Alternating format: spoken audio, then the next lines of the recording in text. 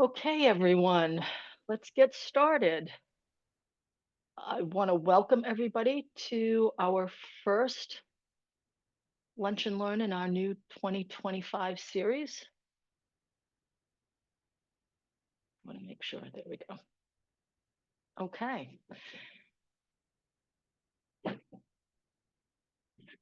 So this is the first in our 2025 Lunch and Learn series. We did a lot of these Lunch and Learns a number of years ago during the pandemic, and they were very successful by most accounts.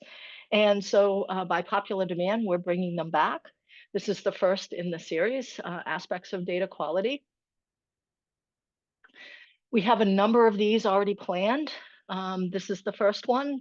The next one will be on April 16th, which is I'm going to be doing, which is GIS for historical research.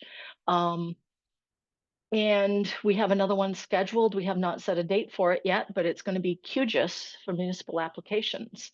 We're also looking at doing, potentially, it's been brought up that we might want to do a Tableau, one on Tableau. So we have someone here who might be able to present that, but we thought if there's anybody out there listening that might be interested in doing that, please contact us and let us know. We're looking for other presenters. These first initial ones are going to be done by members of the board, which, by the way, I didn't introduce myself. I'm Rosemary Mosier. For those who don't know me, I am the vice chair of the Maine GIS user group. And so please let us know if you're interested in any of these topics or have an idea for a topic for a future presentation. Also, save the date. We are in the planning process for a MAPI hour, which we hope to be doing at the conclusion of the Maine Municipal Association conference, which is going to be May 14th at the University of Maine in Augusta.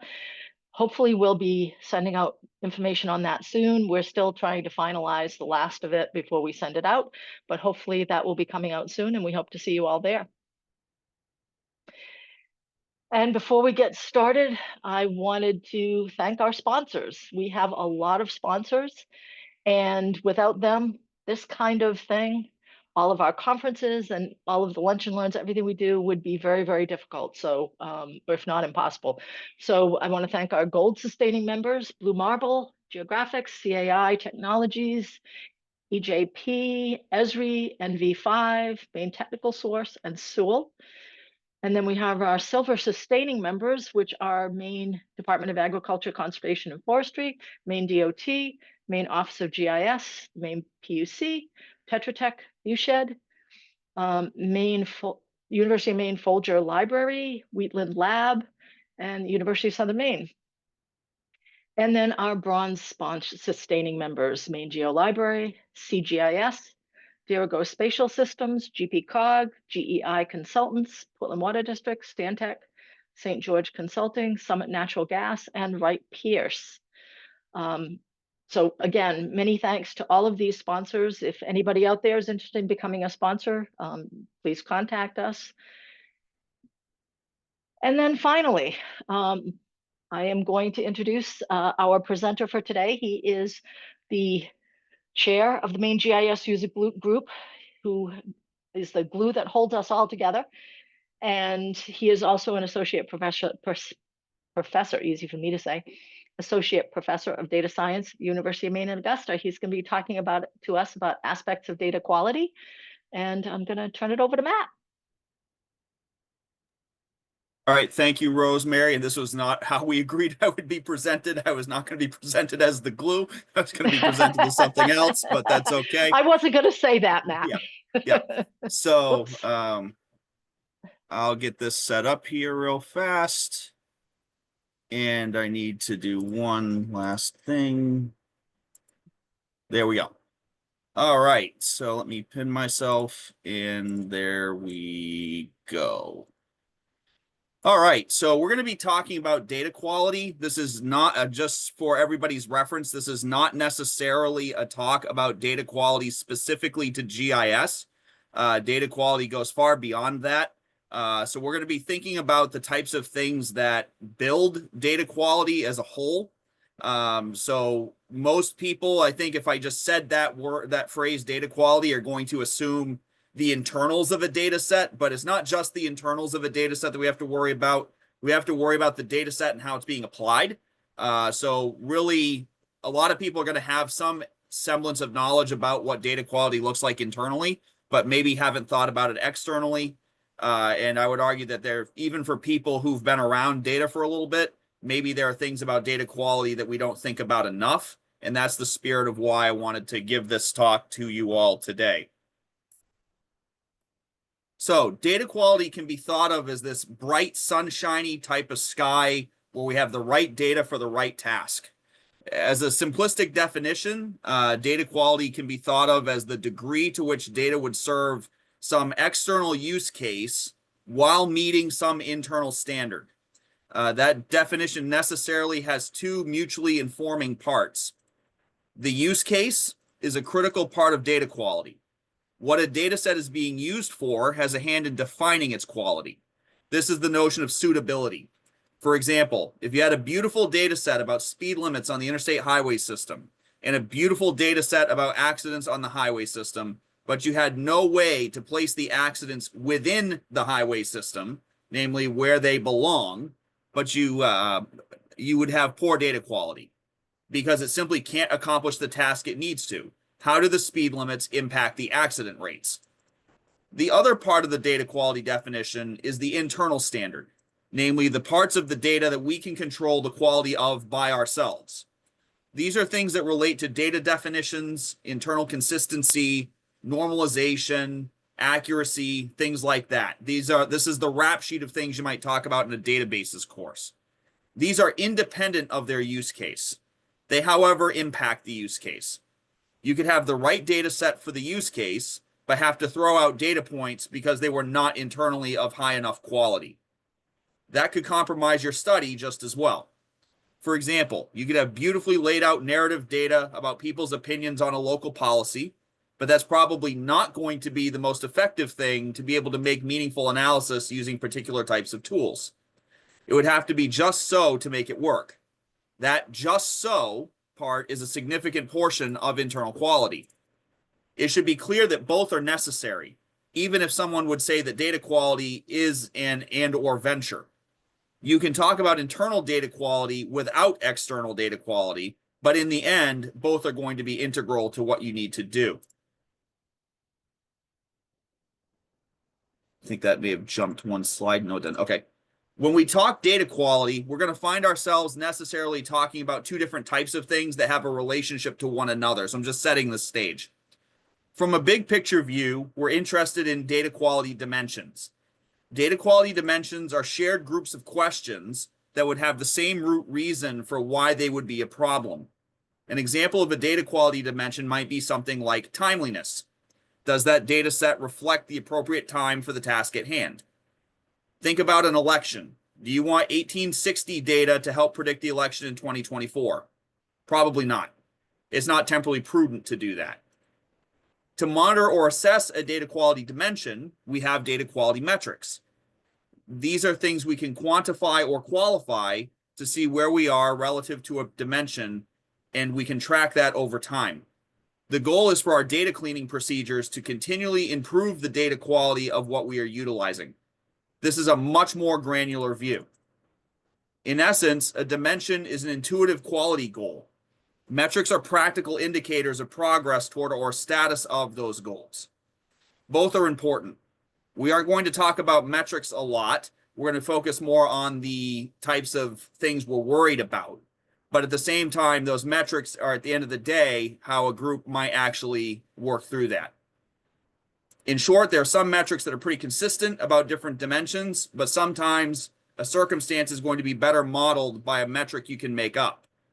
I know that all too well. I've developed redistricting measures to better assess what these types of methods do. I had to figure out what it was I wanted to measure and show that other metrics weren't capturing that fundamentally. So we can think about timeliness just as an example. We'll talk more about this as we go. This is what we'd call an extrinsic data quality dimension, as it's not a quality of the data set itself, but rather the application of the data set to the problem at hand. Some questions that might be part of timeliness might be things like, why is my data in the storage system not up to date? Or why is the data in this tool, say some sort of visualization engine, 6 hours behind? Or why does this dashboard take so long to refresh?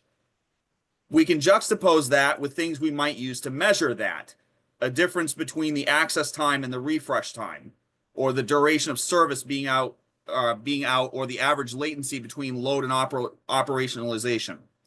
These are numeric, but they need not be. Depending on the circumstance, qualitative might be just fine.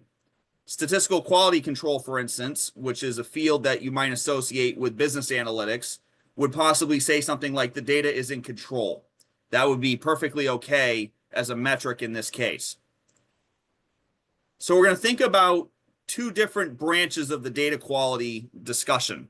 We're going to talk about things that are on the inside of the data set, intrinsic, and things that are on the outside of the data set, extrinsic.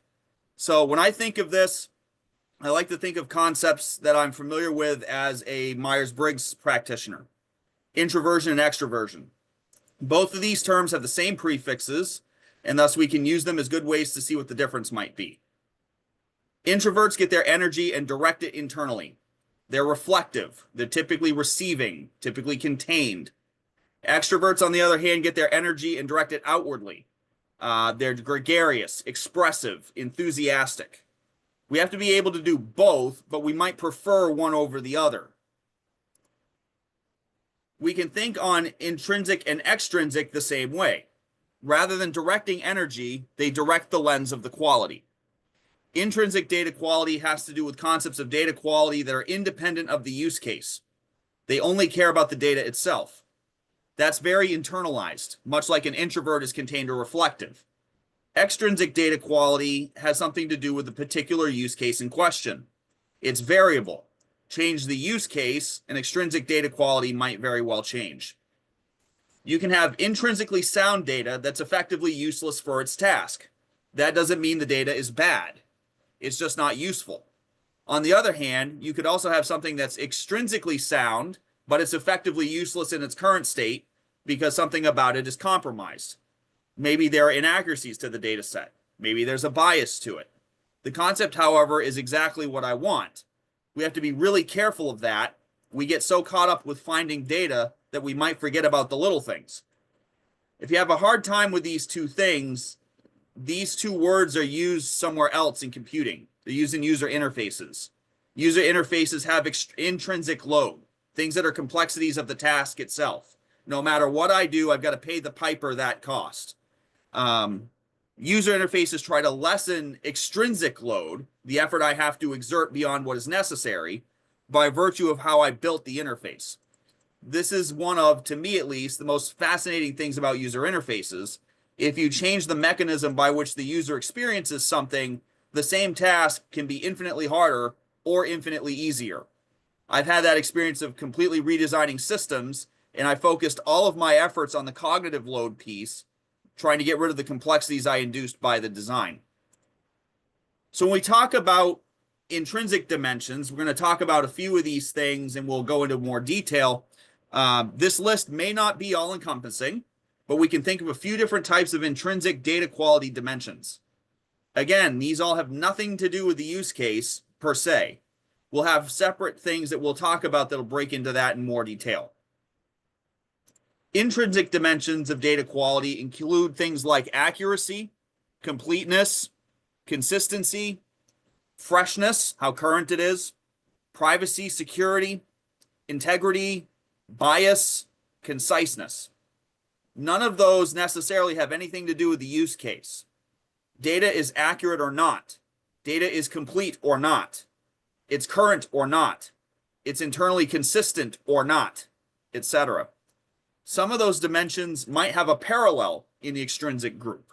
We'll see that completeness, consistency, and freshness have something like that that will parallel them, but the issues on this level are directly about the data itself. The task is irrelevant. On the extrinsic side, extrinsic dimensions of data quality again care about the intersection between the task and the data. Is the data I have in front of me relevant to this task? Is it regarded as reliable? Does my data set temporarily cover what I need it to? Is it usable by different folks? Does it align with the rules that surround it, motivated by the outside world? Do I have everything I'm going to need? Does my data that I have stored agree with other systems that have the data or ground truthing applications or third-party systems? Can it be easily and effectively manipulated? While some of those things have a relationship to an intrinsic problem, they all definitively have an external facing side to them, and that's the differentiating factor. Timeliness relates to freshness, but they're different. Freshness is about real time or as up to date as it could be. Timeliness is about covering the appropriate time for the task I have right now. Consistency relates to itself. Sufficiency relates to completeness. Sufficient is a less strict version of completeness, where the task influences the boundary of the population. It's a bit like conditional probability intuitively, a method of probability that keeps the numerator intact but changes the denominator by strategically reducing the population. So we're going to talk about now intrinsic data quality dimensions in more detail. We're going to look at some questions that might reflect each dimension, and then think of some cases where there would be a data quality issue from that particular dimension in question. So we'll start with accuracy. Accuracy is the idea that what we have in our data set reflects the real world. Accuracy comes from the idea that a data set models something. As with all models, we want them to be grounded in the world around them. If I'm willing to record it, it better be correct, is the idea that somebody would say for accuracy. As a matter of practicality, inaccuracy is sometimes super hard to correct efficiently.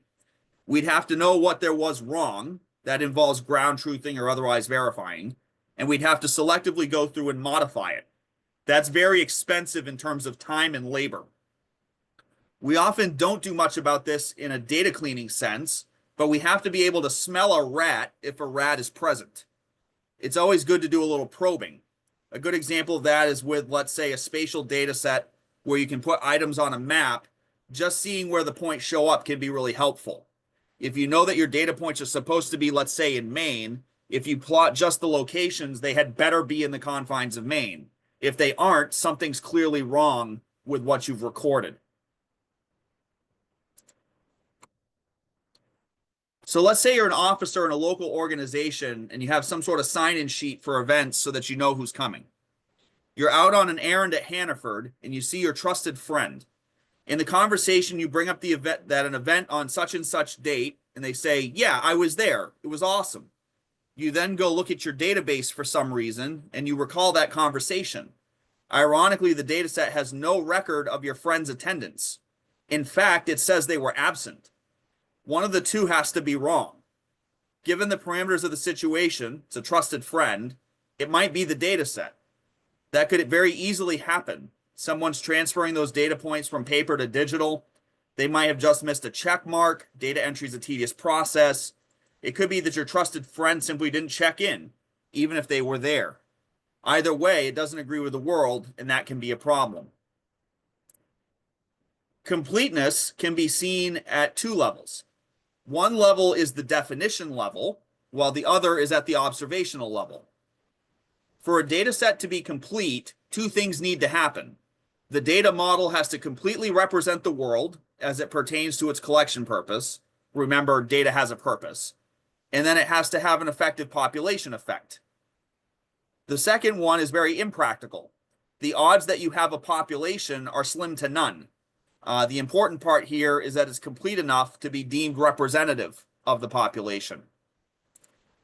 So a good example of a completeness problem plays out each year with elections. Candidates give acceptance or concession speeches whether they're in when they're in an election contest. If you're the campaign manager and you're watching election coverage and you're trying to figure out if they should be preparing to concede or accept, throughout the night, more and more returns are coming in. Eventually, data jockeys get to the point where they're willing to call the race. At that point, they're saying that this is enough data to be representative of what's going to happen. Before that point, you don't see anyone concede. And this is what made some recent elections so interesting, is you got to a situation where you had one candidate who would declare victory when no one was willing to call the election on the completeness point of view. And for good reason. The candidate that was declaring victory on Tuesday night ended up losing eventually in 2020. The order the votes were being counted in resulted in leads for one candidate that got eroded away and surpassed eventually. Nothing nefarious, just logically given voter preferences of the method that was being used, you would see that certain votes were counted before certain other ones were counted, and it created this sort of perception. Consistency is sometimes an interesting concept for people to think about. People think that consistency and correctness are the same, and they're not. If you doubt it, think about an archery range. Imagine if you had to hold a target for people to shoot at an archery range. Accuracy means they hit the bullseye. Consistency means they hit the same spot. Big difference. If they're consistent but they miss the target, you just might be going to the hospital because they have a bad aim but good muscle memory. Consistency is about agreement of data to rules or to itself. If a value should be repeated, is that value repeated? If a value has vestiges in other tables, do they line up so that I can actually connect them? These are consistency issues. So imagine a shipping company. Let's say you've got a package with a tracking number and you flag that as being delivered in your system. Let's say your truck drives on a schedule. At 1:15 p.m., that package should be dropped at its location. So at 1:15 p.m., you change the status in your overall result table. But somewhere else, you have a table where a package is still listed to a truck. If that package was delivered, it shouldn't be on the truck list anymore because it's not on a truck. If that package wasn't delivered, it's still on the truck, and therefore the status doesn't agree with what is actually happening. And now our data set doesn't reflect in the same way in both places within the data set. This is a consistency problem. Freshness or currency is about how real-time a data set is. In other words, does the data describe the current state of the world? You can think of that as sort of a continuum. Is that data set ever updated? That's the worst case. Or is that data set updated instantaneously? That's maybe the best case. Practically, the second one is not really feasible, but it can be nearly real time. Again, degrees of conformance here, not absolute conformance. So I was actually giving a presentation with a colleague the other day for a group, and this came up that the second that you put in geospatial data available to the public, it's outdated because you have overhead views of things, and all somebody has to do is build a structure somewhere, and all of a sudden your building footprint is out of whack to what's actually in the world. So this is a legitimate problem. With all the winds and rain we've had in different periods of time that we've seen weather-wise in recent months and years, people started to look for technological things to try to solve some issues they were having. One of them has to do with a common household appliance, namely a freezer. In a power outage, one of the worst things you can do is to open a freezer or refrigerator. These systems are kept cool. If they get warmer, they can compromise the goods that are inside of them. Many people in power outages lose the contents of their refrigerator and or freezer. When you look at a refrigerator, you should be able to go about 4 hours or so, but a freezer could go a day or two, depending on how frequently you're opening these devices. So there was an app that was made that puts a sensor, perhaps in a freezer, that you can get the temperature of that freezer on your phone at any time. If it's a Wi-Fi device, that's now a problem when the power goes out. Your device might not be able to connect to the sensor. The sensor might be able to still log the data in a buffer and give it to you ex post facto, but that doesn't help you when you need to know what's going on right now. A system that was designed to be near real time is not functioning like that. Bluetooth is better than this for that reason. No part of it requires the wired power, so long as both things have the battery that are able to suffice what's going on there. There's a trade-off that you've got to be able to get that stuff to a network to be able to see it from afar. Sometimes we don't think about something that's actually really important. Data has to be secured, particularly if people are involved. As a member of an IRB, I can tell you horror stories about what happens when data sets can be re-identified, or even worse, don't even consider that having the identifier within them is problematic. We can very much think about that as a privacy issue, and it is.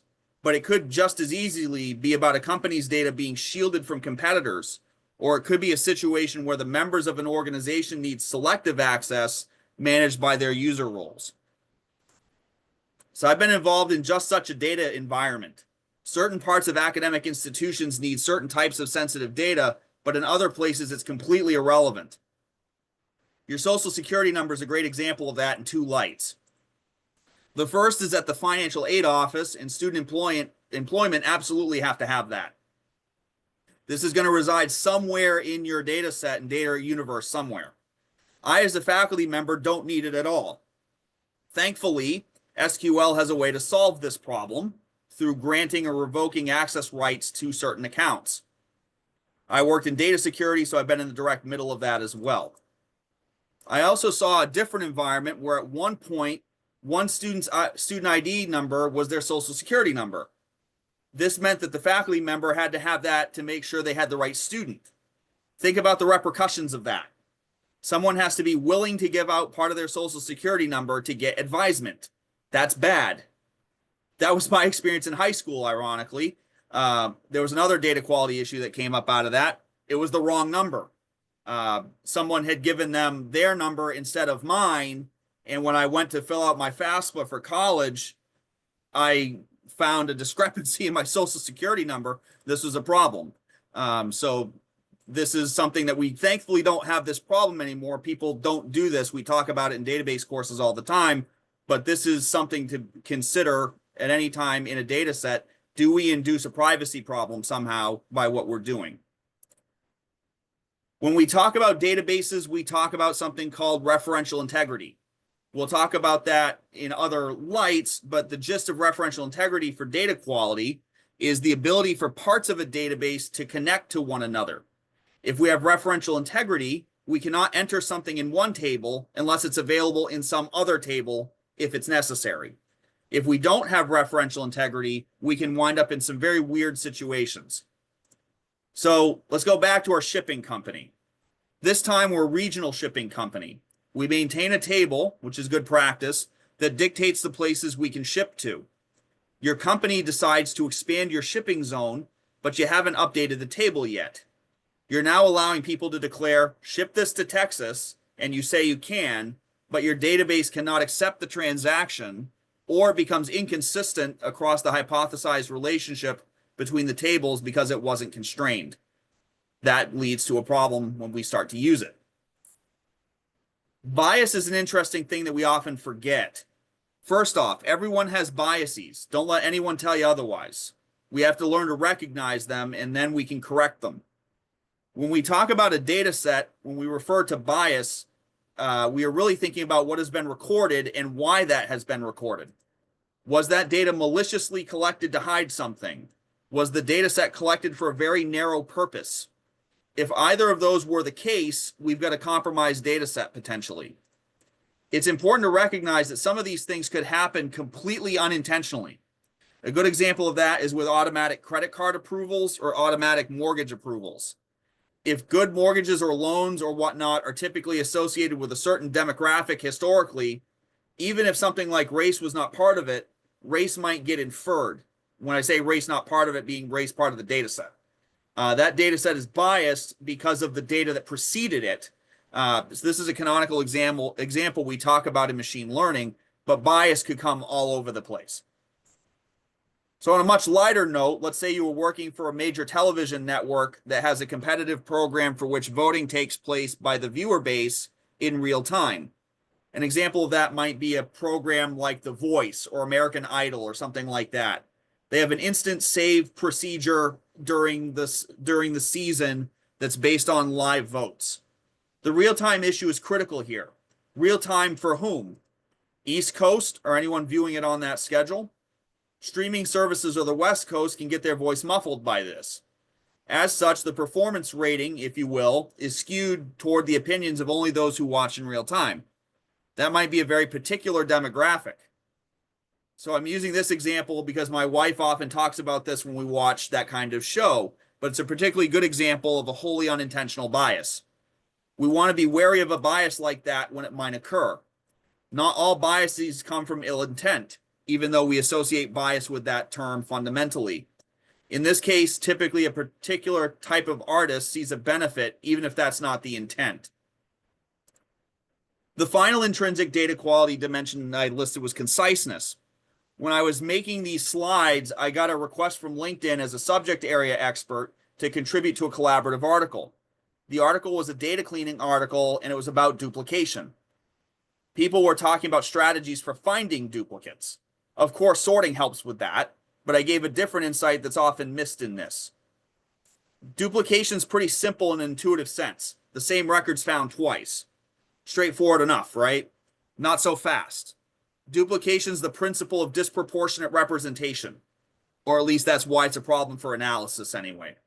Multiple representation is a storage problem and a throughput problem. We have to define what duplication is. If you have a bunch of things that are right around each other, i.e. it's not distributionally random, is that actually duplication? Stumped about the nuance of that? Consider this scenario. You've got a bunch of environmental sensors you want to drop in a remote area to get a better idea about it. You fly a helicopter over the area and you start spraying these small geosensors all over the place. You're taking readings and you're going to aggregate them to represent the forest. If you get a large cluster, is this going to well represent that forest? Not necessarily. In essence, a small area is getting oversaturated with data. That too could be considered duplication. In this case, they should be totally random. In the case of, say, a normally distributed variable, I would expect a region near the average to be oversaturated, and that's actually part of what should be happening. In other words, we want to make sure that distributionally we are in tow, and that can also become a conciseness problem. So now let's flip over to extrinsic stuff, things that are about the use case. So the first thing I always think about on the extrinsic level is the concept of relevance. Relevance suggests that what I have to work with actually fits the task that's at hand. This has very real implications, and one of them we actually don't talk about enough. It's really obvious about a particular scenario. I have to have data that reflects what I'm looking at. If I use a PC, I don't want usability studies about an app on a Mac, even if that app is used on both platforms. Similarly, something like this is straightforward too. My buddies Statler and Waldorf here are residents at Balcony Nursing Home. Folks running the facility are trying to implement some stress management practices to help Statler and Waldorf because they think the cause of their orneriness is their stress and it's impacting other clients detrimentally. They've started heckling the other clients with things like, "Is that your toupee or did your cat die?" So the staff goes and searches the web for research articles about stress programs, and they find a good study about stress management practices done at a university, which is a traditional college campus. That on the surface doesn't seem so bad. Of course, studies are going to be done at universities. We expect that to happen. The problem is, do you know how those studies are typically done? They're typically advertised in an intro psych class for extra credit or as experiential learning activities so that people can see how studies are actually conducted. The population demographic now is largely 18 to 24-year-olds. Does that now relate to the nursing home application? That's probably dubious at best. Now, what if I told you that 67% of all psychology studies in Western journals are done on 18 to 24-year-olds? And even worse, about 96% of the data comes from Western cultural traditions. All of a sudden, relevance is a very big issue. It's not a given. Our next issue is going to show why that's also a more substantive problem. Reliability is another big extrinsic problem. Reliability suggests what I'm seeing is perceived as credible, verifiable, has sufficient lineage, has internal quality control, and has controlled for bias as best as possible. That's what peer review in theory is about in academia. This is what quality control processes are about for agencies. So let's say you're writing an essay in some sort of course or some sort of report for a company. You make a claim that a researcher, or more broadly research, said or implied something. This is why we have citations. Citations provide a modicum of reliability, and they allow for people to explore whether or not they believe it to be credible. You can find thousands of papers, for instance, that would talk about anthropogenic climate change, but you'd find very, very few that do not place human fingerprints on that. If you select the 1 or 2, I'm exaggerating here, that do not put human fingerprints on it, you're doing what's called cherry picking. And that would make it, if stakeholders knew, less reliable. My point is that we cite claims that are made by other things. And we want to make sure when we do that, that it makes sense to actually cite it in that purpose. Don't go fishing if you can avoid it. So when we talked about intrinsic data quality, we talked about freshness or currency. Timeliness relates to that externally, but it's task-centric. Do I have the data temporally that I need for this use case? Is it up to date for this case? Is it available to me when I need it to be? So let's go back to the appliance sensor that's measuring the temperature. But this time, let's put it in the fridge. The refrigerator often has a tactic that people will use to prolong the life of the items during a power outage. Put ice in it. To do that, you have to open the door. That's going to let cool air out. You don't want to do that if you don't need to, but you have no idea what the current temperature is. In this case, you do not have the right data to make the decision of when to do this because that device is now not communicating to you what the temperature is in real time. I need it in real time for this application to work.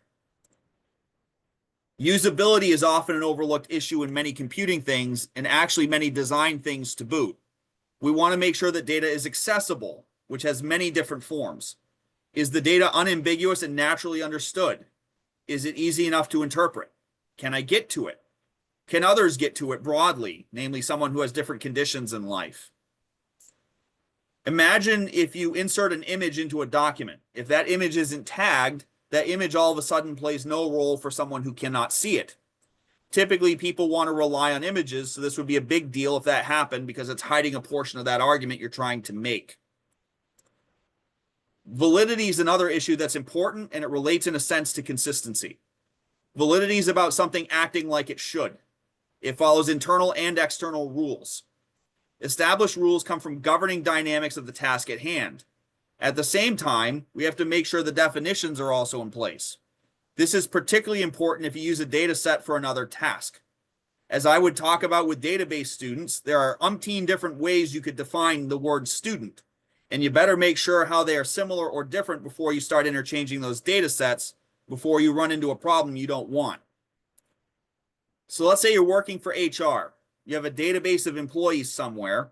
Some of them won't qualify for workers' compensation because they don't work enough hours.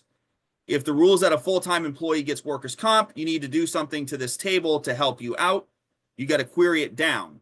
It doesn't inherently fit the definition for the task at hand. Employees defined now as something else, a filtered version of how it is stored in the database. Steve, I saw your hand.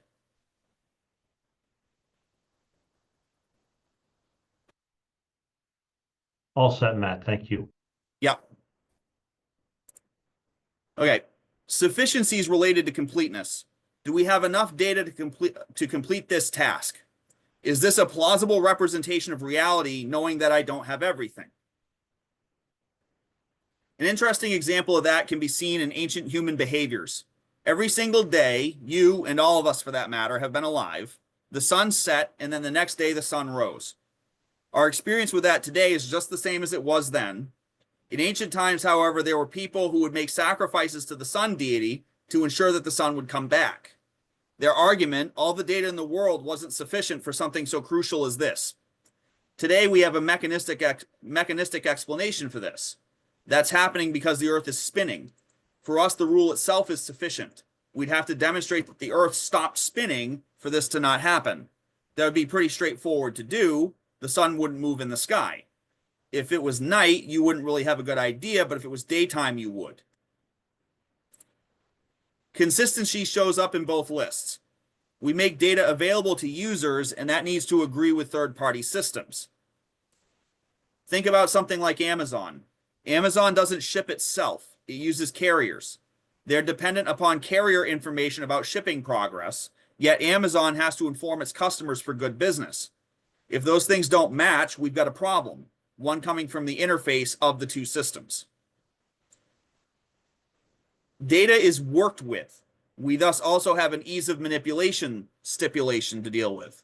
We want to be able to work with data, maintain, aggregate, visualize, etc., with as little pain as possible. Sometimes a data format can make that really difficult to achieve. So there are short form data sets and long form data sets. We can talk about those at another time, but that involves changing how you use them for certain data analyses, makes certain things harder to work with, maybe motivates data cubes, all kinds of things.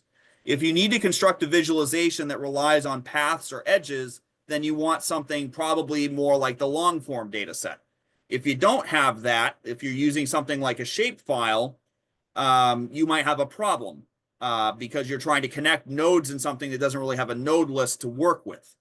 You're going to have to figure out how to convert them from one to the other, and that becomes a problem. So we've talked about a lot of dimensions. I want to end this, this lunch and learn about things about managing data quality. So we're going to talk about how we might manage this concept procedurally. I don't want to get into specific cases, but more so conceptually, you know, what kind of process might we follow? So as with anything, we want to prepare for data quality issues.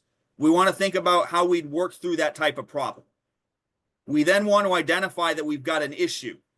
That's a more programmatic or inspection level thing. We might make processes that search a data set for problems that we can predict. The problem becomes if there are cases we can't predict, right? Things that are just one-offs that we'd have no idea what they might look like. We want to try to isolate these issues so they don't touch other things. We want to think about data sets that are connected to things like dashboards, which might then go ahead and visualize those results and then disseminate something questionable to the public. We then want to destroy the issue and be able to restore the system. We obviously want to then learn from it. What caused that issue? And can we prevent that issue in the future? In many instances, this is where database constraints come from. As a lot of people probably know, I would argue that you should constrain databases from the beginning, particularly if you know for absolute certain that this could not possibly be. There's a saying about that: an ounce of prevention is worth a pound of cure. These would be things that are 100% aren't accurate, and I already know that when I see it. And remember, inaccuracies often are the most expensive thing to have to go back and search for. So if I've got some database that's about distances and I see something negative, that might not be something that I'm really comfortable with, because distance shouldn't be negative. There could be a direction involved, and maybe you've defined distance that way, but that's something you'd want to know about before you start leveraging that data set and how you're going to handle that. Of course, metrics play a role in the management of data quality. Metrics become those determinants for having to address our issues. We want to make sure that these measures reflect the dimension we're trying to account for. As such, we want to make our measurements actionable. We know there's a status when we would want to act based on that definition that we've made. If I don't have a way to do that, then that's probably a bad metric. Now, notice I didn't say that had to be quantitative. There could be a situation qualitatively where I know I have to act, right? But oftentimes people think of this in a quantitative measurement. So like if I have, and I'm just going to throw a number out here, this number is irrelevant. If I got a standard that I got to have 85% accuracy, for instance, and I all of a sudden don't have that, I'm going to act, right? Should be acting anyway, but I'm going to act in that case because I have a clear point in the sand, a line in the sand. When I cross that, then I'm going to go for it. And if we're going to think about management, we also got to think about the causes of these problems. And I'm just going to bust this up into a group of things that often are the causes for data quality issues, and then we'll end there. So data quality issues run a gamut of sources, but we can boil them down to a few categories, and most things should fit into one of these buckets.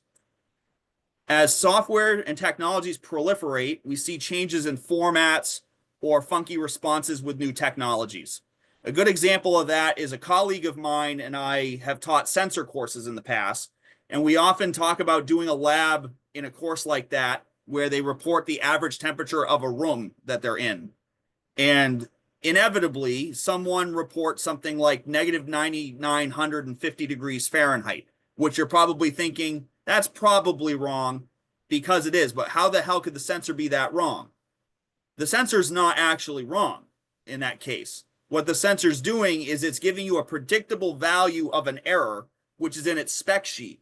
when it gives the number -9999, it's so bogus that you should recognize that it's not real. But if you don't recognize that and you don't know that number's being thrown that way because you didn't look at the spec sheet, all of a sudden you start reporting an average temperature like that when it's clearly not the case.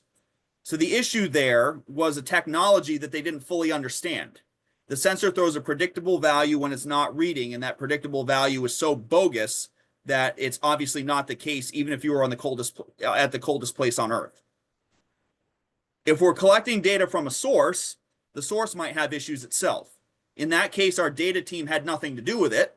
We inherited the problem. We still have to search that problem out, though. You could also have an issue in that somebody wasn't strict enough in looking at, well, what's the applicability of this data set in context? What were the assumptions that were given to it when it was collected, because we're going to inherit them? That's something that maybe we haven't thought through.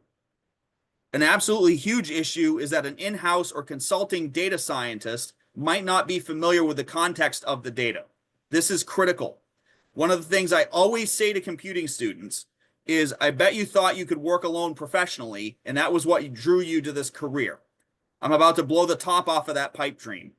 Data scientists need to be around people with familiarity, and they need to bring their skills to bear, but also be able to listen to and probe domain experts. Data scientists cannot know all areas they might touch. This has to be a collaborative exercise. Lack of metadata is related to this. Metadata provides context to a data set and provides data definition level types of things. These help to solve some of the data scientist problem prior, but the other part behind metadata is it speaks toward the reliability issues and the relevance issues. Without metadata, we're flying blind. And finally, the workforce has an appallingly low data literacy rate. Data literacy is almost never directly instructed, which is unbelievable to me. So I work at an institution that's currently revising general education outcomes, and we made it a point to ensure that this was handled directly. This isn't a surprise, as our institution has two majors that relate to this fundamentally: data science and information and library science, both of which care about information and data literacy. It's essential in our world today to address this. Data job openings are only increasing in number because more of them are appearing, and we do not have enough qualified people in the pipeline to fill them. Since we all are part of a computing field and why we're here in a GIS user group, this is good news for us that these are becoming more and more pertinent in the training of students. So this concludes the look that I want to give at data quality. Our overarching goal in data cleaning and data quality and anything in the data world is to improve the things that we leverage to make meaningful insights. So as much as perfection is strived for on the data quality level, it's fair to say that perfection is probably never reached in these regards. And I'm just going to throw something out there that comes from some studies that kind of define data science as a field. A data scientist spends between 50 and 60% of their time managing data quality. And when you say that to someone who's learning about data for the first time, it kind of blows their mind, because they think that, oh, you study stats and you do analytics all the time. Not really. It's really the data quality issues that are the drivers of a lot of our labor. So with that, I'm going to stop sharing, and I will field questions that the group may have.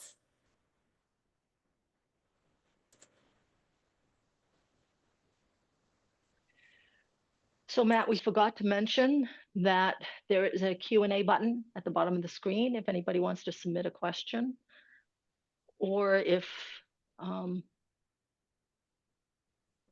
anyone wants to put anything in the chat, we could deal with that as well.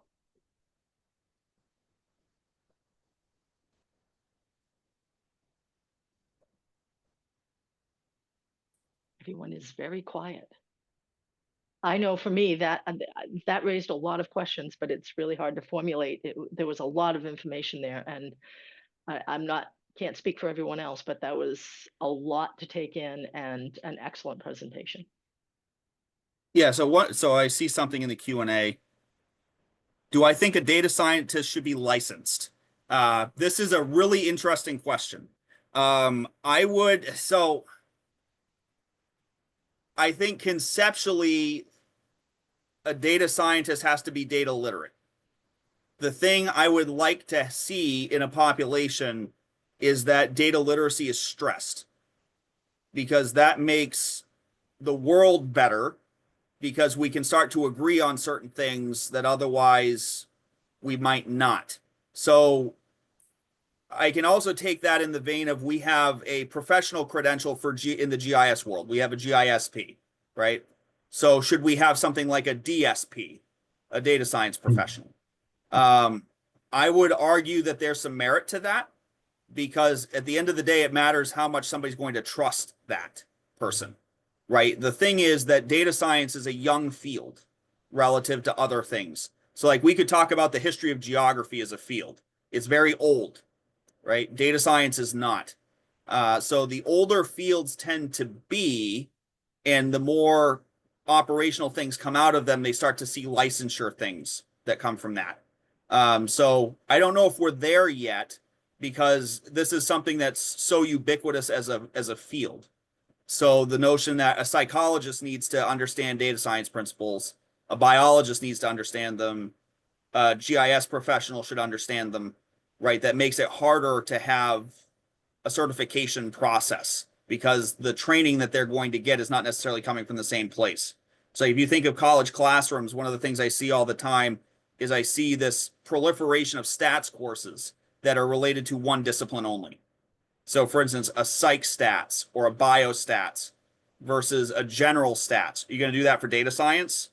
There's a bioinformatics course. There might be a geoinformatics course, but it doesn't go much further. Maybe there's a business analytics course, but it doesn't go much further than that, when realistically it should. So it's a hard question to answer, and I do appreciate it, but it's one of those things that professionally, I bet one day you'll see that. I bet you'll see something of that ilk that comes. So Matt, we have another question that says, what was the grassroots effort like to establish a data quality program, and how did you ensure management support? Okay, so I'll kind of handle this broadly here. So the grassroots effort to establish a data quality program, I think, comes from errors in analysis, right? So when you sit down and you're trying to make a decision about something, and you make a decision, and I'm going to treat the business world for a second here.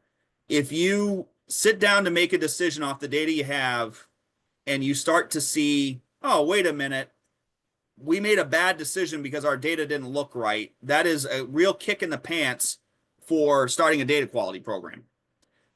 Because at the end of the day, data quality governs what we're able to determine, what we're able to act on, what we're able to analyze, what we're able to answer.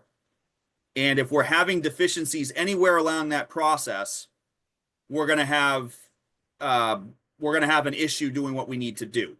That becomes the impetus for a data quality program, if and only if people making decisions understand that's actually the root of the problem, right? So the role of somebody who works in data every day is really to be able to communicate that data quality is the foundational issue of everything we do analytically. Anybody who's ever had a role as an analyst should intuitively have some understanding of that.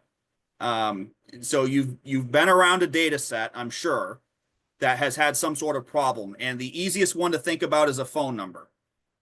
Think about how many ways you could enter a phone number logically and what it looks like. Now, think about somebody who designed a website that then is trying to take in phone numbers. The decision that they make of how you're going to enter that phone number changes dramatically what you're going to do, right? It can actually frustrate you as a user, because if you don't tell me what format I'm supposed to put it in, I put my phone number in there and you tell me it's wrong, I'm not going to be happy with you, right? And at the same time, if I just let anything go, now as an analyst on the back end, I have to process those out so I get the phone number I can actually work with. Right. So this whole idea of an analyst becomes the driver for this argument. But at the same time, we can't talk about it from an analytical point of view. We got to talk about it from, what's the impact on the organization? The impact on the organization is we make bad decisions. or we make good decisions by accident. Right? Data should help us make better decisions at the end of the day. So, and the other thing was about getting buy-in, and I think I tried to answer that at the same time, is that the way to get buy-in is to show that the decision's impacted, right? If the decision is impacted and the decision is critical, you're going to get buy-in to fix it, right? So that usually is the place where, unfortunately, data quality management becomes a problem, because people are waiting for the problem before they actually try to address it, when in reality, the problem already exists, right? And it should have been dealt with from the beginning, right? A lot of people need to see, oh, it produced an issue, therefore I'll commit to fixing it, versus if I fix it now, I'll never have that issue, right? Well, I can't say never, because perfection is not really possible, and all of that, because humans are funny people. When you let humans enter things, or you let humans build devices that collect data, there are going to be some fun things that come. And every one of us knows that. We've been in a situation where we've experienced that, for sure. We have a number of other questions. We have about 4 minutes left, so I don't know. I see a couple of these are comments. We've engineers who took one GIS class and they think they know everything about data development. This worries me. It should, because they probably don't. So I saw Rosemary, you wanted to answer that question. Nope, that's fine. I see, can I speak to data quality and AI? Absolutely. So I'm going to speak to AI as a function of working with data, which of course means that if I want AI to be a reasonable tool, then I got to have data quality to work with that, right? So if I don't have that, we're going to seriously have a problem. So this becomes controlling what the AI has access to, right? So that's important. But we could also think about AI as being an opportunity to maybe implement data quality things. Can I search for things automatically? Can I say that smells like a rat?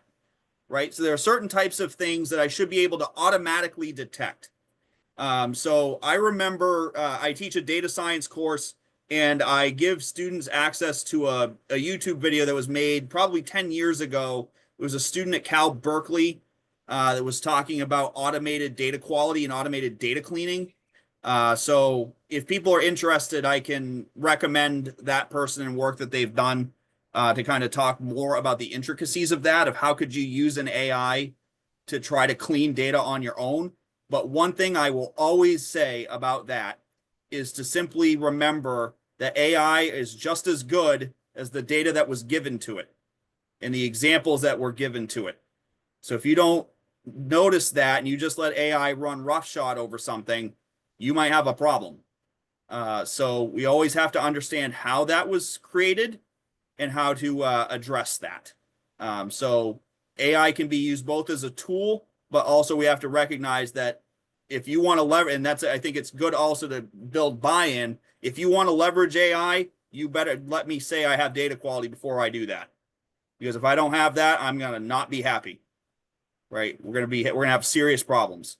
So it looks like we are at 12:59. yeah. I don't know if there's a way that we can answer these. So I see something about from Andy, metadata specs. I don't have one that I currently necessarily recommend per se. What I tend to say is that I want to make sure people have addressed that. And what are the things that go into metadata? Usually these standards will try to deal with that. Another one we talk about is the Dublin Common Core, which is something that maybe crosses all kinds of different things.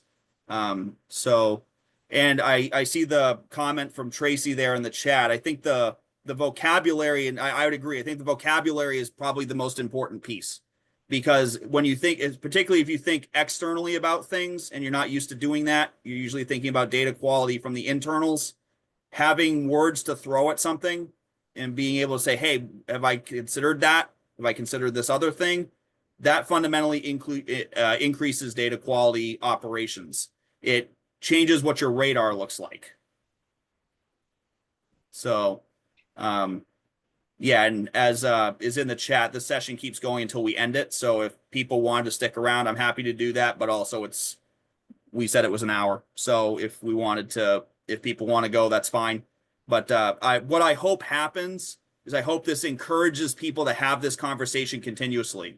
And I think we need to have it as a professional. So this is why I, as a chair of an organization, want to do this, because I think we all need to talk about this as a community, right? These are things that if we're going to provide resources to each other, we need to make sure that the resources we have fit certain quality measures, and that includes metadata. So there's all kinds of things to go about into these topics. And it's more so, I think, a beginning than it is a rubber stamp of an end. It's something that we need to think about this constantly. So it's actually the bedrock of a data science program is to talk about data quality, because again, it's 50 to 60% of our jobs. So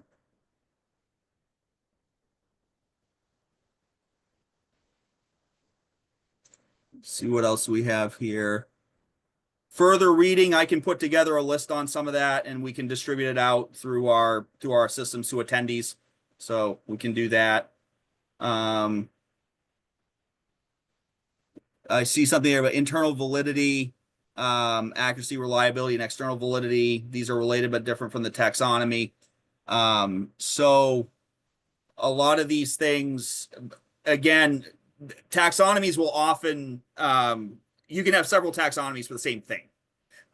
So long as we're talking about the same concepts, I think that's the critical piece. So if somebody is going to treat it as being internal to something, but it's external in some other light, that's fine, because we're talking about it, right? The point here is talking about it, right? That to me is the biggest piece. And then how do you communicate data quality to decision makers or the general public who are making their own decisions? This is great. Okay, so whenever I give a presentation, I address my data source, right? So if I'm going to talk about, so let's go to something I've given a lunch and learn before about, which was redistricting. So what's the impact of redistricting practices in the states on the House of Representatives, for instance, at the federal level, right? The first thing I would talk about when I give that talk is where's the data that I'm using coming from, right? It's coming from the US Census Bureau. I have to know where people live. It's coming from secretaries of state, namely that I have to know where the votes are. It's coming from precincts, which give the data to the Secretary of State of the various states. So I've got an anchor to where my data is. I can address the issues of data quality with respect to that. I can start to say, hey, if I've got late reports, if I want to do this sooner, right? If I've got late reports, I got a time problem. If I've got something that I want to wait long enough to be able to get all the data returns in, I might have a freshness problem that I'm dealing with because now the analysis I'm doing is no longer relevant, right? So I'm going to address the data source that I have going into my presentation and talk about anything I see about that could be a problem. You'll see when people write journal articles, for instance, they'll talk about things in a discussion section, which might be limitations to the data that they have access to, assumptions that were made by data that they used. What happens if those assumptions aren't levied, right? They direct future work, right? I think the harder part is the general public, because the general public problem is that you might also have a situation where the general public disagrees on whether or not something is actually quality, right? So they may say, this source I'm willing to accept, but that one I'm not, right? For whatever reason. I can't tell you how people are making those decisions, but people make these decisions. We all know that. We've all seen people do it. So if you start leveraging things about your data source, you then can have a problem where the people you need to communicate with actually don't, work with that. But what I would say is something else to figure out with respect to this is how you communicate. So scientists tend to communicate to other scientists, right? They tend to write in a way that looks like a lab report, right? That is not how we communicate with the general public. The general public doesn't want to communicate that way. The general public wants to know, why the hell is that important? Why should I trust you? Move on, right? So I usually describe this as two reversed funnels, where a scientist is trying to build the big brick bunker of a building and come down to the conclusion, versus the public might want, what the heck's the most important thing? Then can I trust you? Can I trust where you got it from? Then I'll deal with your methods if I care, right? So this is the whole clickbait phenomena, where you can make the title and people see the title and that's enough, right? And then you take another step down and you look at who provided it. What do I know about them? What do I know about then? If I am generally interested, then I get into the method, but only then. And these are two fundamentally different communication strategies. And I think data quality has something to deal with this as well, namely that when you start talking quality issues in data, again, go back to that data literacy problem. We don't have a lot of that to speak for in society as much as we should. Right? It needs to be a bigger priority in education. And it needs to be a bigger priority for the public. So these are the types of things I tend to speak on a lot with people, is this notion of why does quality matter? Why does data literacy matter? And I voice this to students simply through an example. If we go back to the 1400s, the literacy rate in the world, or in Europe, let's say, in 1440, which is when the printing presses come to be in Germany, or what will be Germany today. The literacy rate at that time is about 10%. Okay, it's almost exclusively monks who are going to be copying things like the Bible or something like that. They're the people who can read and write. With the printing press changes things.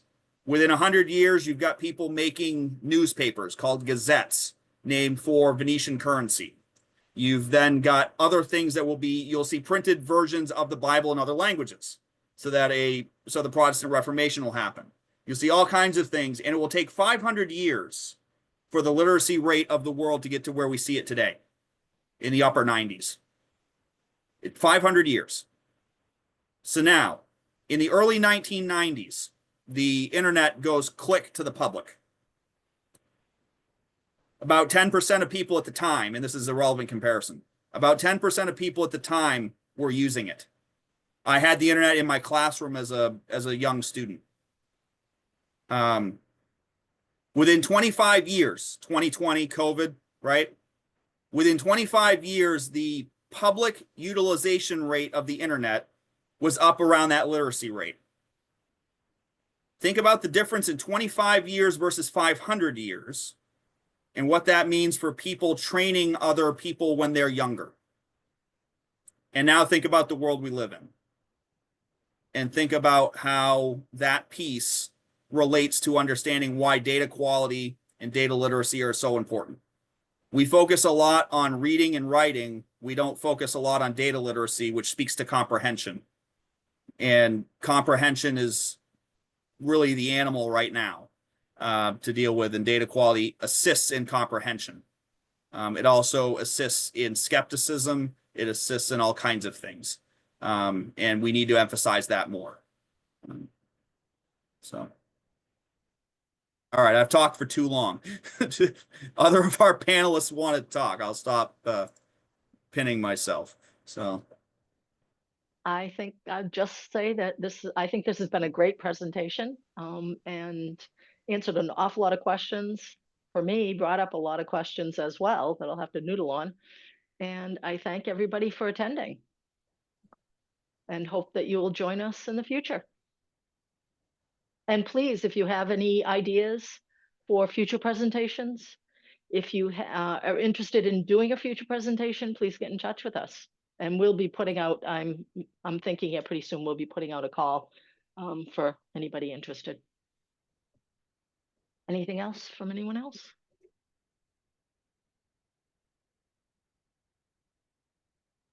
Okay. I'd say thank you, everyone.